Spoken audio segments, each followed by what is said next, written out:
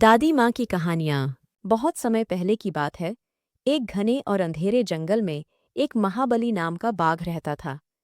वह इतना विशाल और क्रूर था कि उसकी एक दहाड़ से परिंदे उड़ना भूल जाते थे और जमीन पर चलने वाले जीव बिलों में छिप जाते थे। वह जंगल का राजा तो नहीं था, लेकिन उसका खौफ पूरे जंगल में था। एक दिन उस इलाके में एक चतुर शिकारी आया। उसने बाघ को पकड़ने के लिए एक लोहे की मजबूत सलाखों वाला बड़ा पिंजरा रख दिया और उसमें कुछ खाने का सामान भी रख दिया। महाबली बाघ अपनी भूख के कारण उस लालच में फंस गया।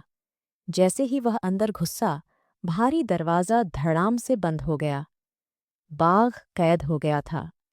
सारी रात वह पिंजरे को काटता रहा, अपने पंजों से सलाखों को खरोंचता रहा, लेकिन पिंजरा टस से मस नहीं हुआ। सुबह होते होते बाघ की हिम्मत जवाब दे गई। तभी उसे दूर से किसी के कदमों की आवाज़ सुनाई दी। वह धर्मदास नाम का एक वृद्ध ब्राह्मण था। वह पीला कुर्ता और धोती पहने ये शांति से जा रहा था। धर्मदास इतना दयालु था कि वह चींटियों को आटा डालता था और घायल पंछियों की सेवा करता था। बाघ ने उसे देखते ही अपनी आवाज में शहद जैसी मिठास घोली और रोने का नाटक करने लगा। ओह महान धर्मात्मा, पुण्य आत्मा, जरा इधर तो देखिए। धर्मदास रुका। उसने देखा कि जंगल का सबसे खूंखार शिकारी आज लाचार होकर रो रहा है। तुम यहाँ कैसे फंस गए वनराज? ब्राह्मण ने पूछा।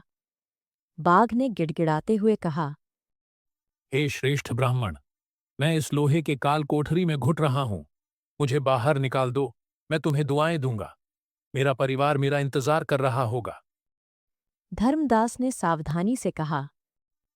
लेकिन तुम तो बाघ हो। अगर मैंने तुम्हें निकाला तो तुम मुझे ही खा जाओगे।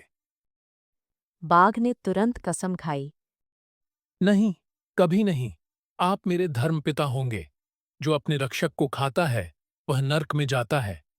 मैं शपथ लेता हूं कि मैं आपका दास बनकर रहूंगा और आपकी रक्षा करूंगा।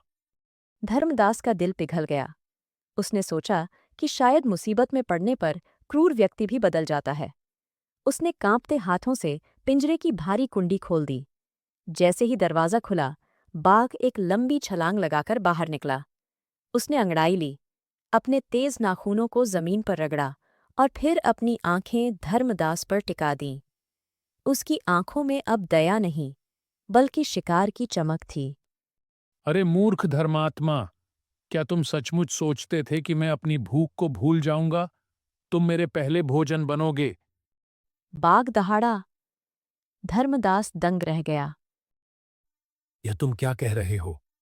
मैंने तुम्हारी जान बचाई है। बाघ हंसा।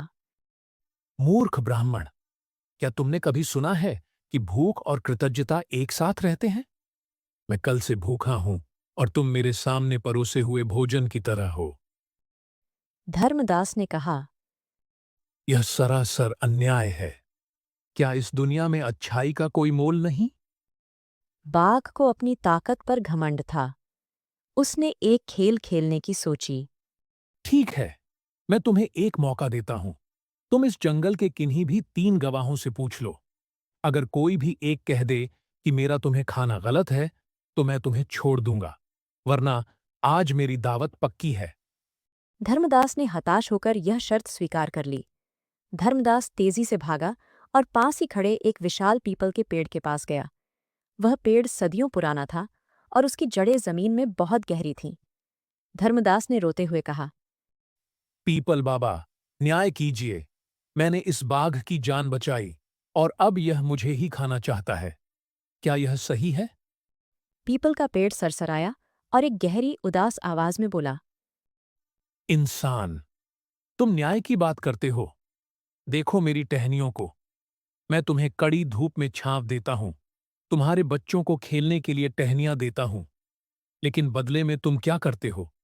तुम कुल्हाड़ी लेकर आते हो और मेरी बाहें काट देते हो। तुम इंसान बहुत स्वार्थी हो। बाघ जो कर रहा है वह बिल्कुल सही है। उपकार के बदले अपकार ही दुनिया का नियम है। धर्मदास निराश हो गया। वह आगे बढ़ा। थोड़ा आगे चलने पर उसे एक बूढ़ी भैंस मिली। धर्मदास ने उम्मीद के साथ पूछा। माता भैंस, आप तो ममता की मूरत हैं। बताइए, क्या इस बाघ का मुझे खाना न्याय है? भैंस ने अपनी गीली आंखों से धर्मदास को देखा और कहा। जब मैं जवान थी तो मेरे मालिक को मेरा दूध बहुत प्यारा था।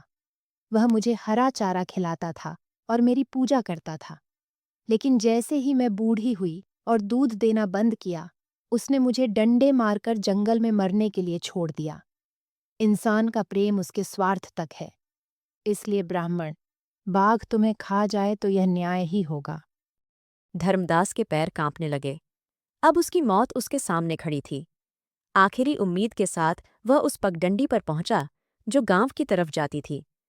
धर्मदास ने सड़क से विनती की। हे मार्ग देवी, क्या तुम मेरी पुकार सुनोगी?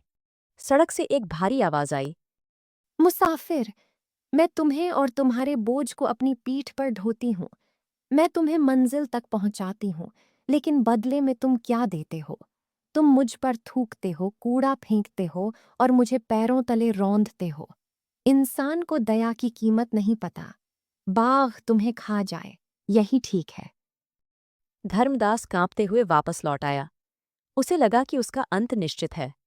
तभी रास्ते में उसकी मुलाकात एक चालाक और तेज दिमाग सियार से हुई। वह अपनी बुद्धिमानी के लिए पूरे जंगल में मशहूर था। धर्मदास ने हताशा में अपनी पूरी कहानी सुनाई। सियार ने बड़ी गंभीरता से सिर हिलाया। यह बहुत जटिल मामला है। मैं तुम्हारी मदद करना चाहता हूं, लेकिन मुझे कुछ समझ नहीं आ रहा। मुझे विश्वास नहीं हो रहा कि इतना बड़ा बाघ उस छोटे से पिंजरे में कैसे समा सकता था। यह असंभव लगता है। सियार ने ढोंग किया। मुझे माफ करना, मैं थोड़ा मंदबुद्धि हूं। न्याय तभी हो सकता है जब हम सच्चाई को अपनी आंखों से देखें। क्या तुम मुझे पूरी घटना शुरुआत से दिखा सकते हो? धर्मदास को सियार की बात अजीब लगी, लेकिन वह उसे बाघ के पास ले गया। बाघ उन्हें देखकर खुश हुआ। अब क्या है? क्या तुम डरकर किसी मूर्ख सियार को ले आए हो? सियार ने तुरंत विनम्रता का नाटक किया। अरे, ये कैसे हो सकता है? तुम इतने विशाल हो, इतने ताकतवर हो, और यह पिंजरा इतना छोटा। तुम इसके अंदर समा ही नहीं सकते। तुम झूठ बोल रहे हो। बाघ को अपने शरीर और ताकत पर बहुत गर्व था। उसे गुस्सा आ गया कि एक छोटा सा सियार उसकी बात पर यकीन नहीं कर रहा। सियार ने कहा। महाराज, जब तक मैं अपनी आंखों से यह न देख लूं कि आप इसके अंदर कैसे थे, तब तक मैं न्याय कैसे करूंगा? मुझे यकीन ही नहीं हो रहा कि आप इसके अंदर आ सकते हो। बाघ अपना आपा खो बैठा। उसने सोचा। इसे एक बार अंदर जाकर दिखा देता हूं, फिर इन दोनों को साथ में खाऊंगा।